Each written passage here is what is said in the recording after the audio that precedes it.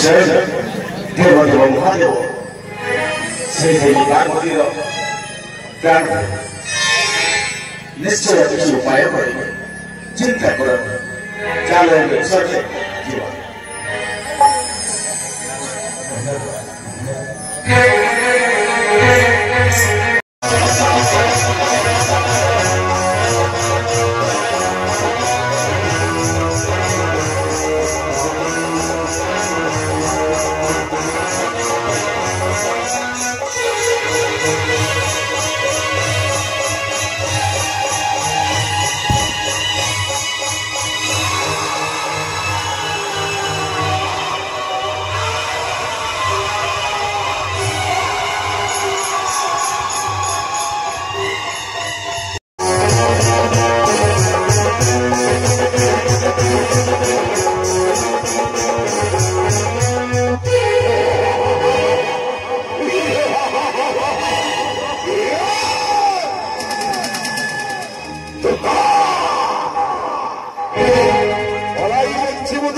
सुंदरी त्रिभुवन स्थान नहीं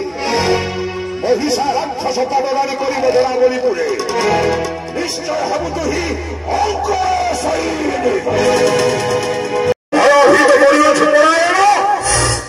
शत विख्यात करू शैलमोहर जीवन ही पिंडर प्राण मोहर जदि रही शक्ति सामर्थ्य अस्त्र करो मेरा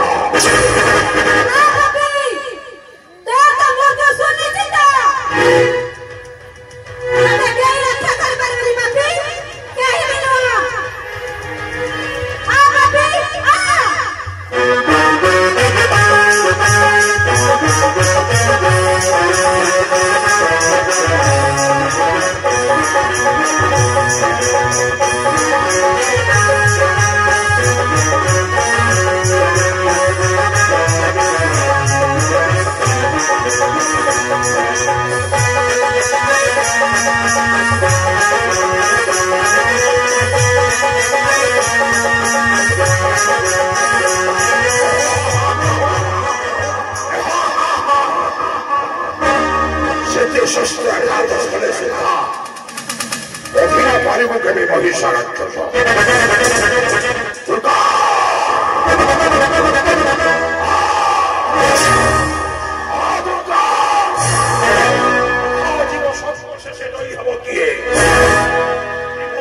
महिषा राक्षस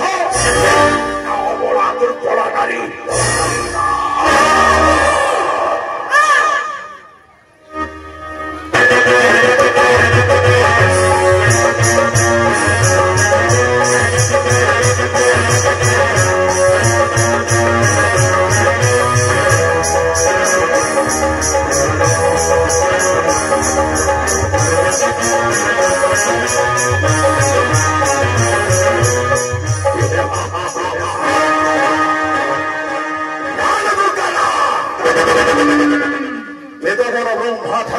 जीवन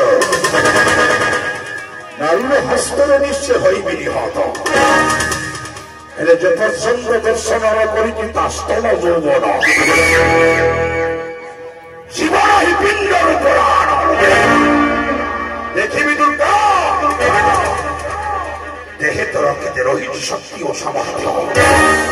निश्चय संग देखी जी जना बोली फुल दुर्गी मोर पाटरानी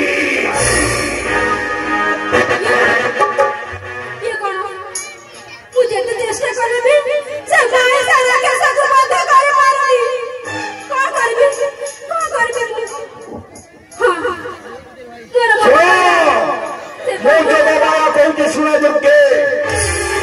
मंगला कहूँ जिते दिन पर्यंत निरस्त्र न होते पर्यंत महिषासुर को बढ़ी पारे ना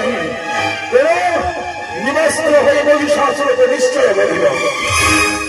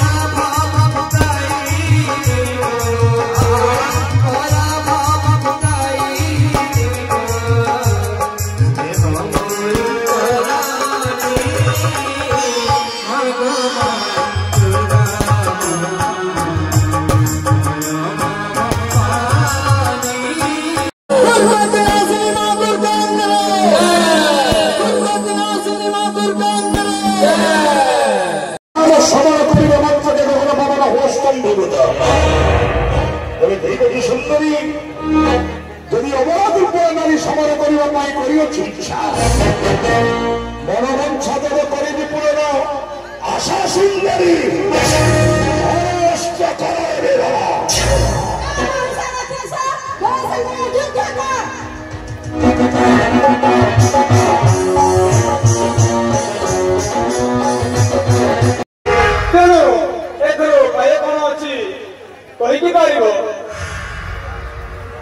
हे वेदवती ब्रह्मा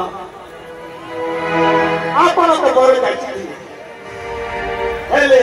केमिति से महिषासुर निहत हो तारी उपाय कमाई प्रकाश